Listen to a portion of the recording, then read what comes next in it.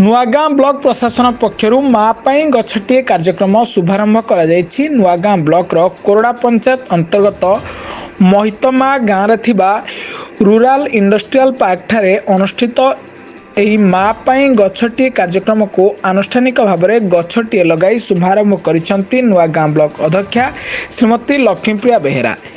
Block एबीडीओ संदेश रंजन शतपथी नेतृत्व में अनुष्ठित यह कार्यक्रम में कोरडा पंचायत 40 रु ऊर्ध्व महिला माने सामिल होई आंब लिंब करंज चाकुंडा अँला आदि चारा सबू रोपण करथिले।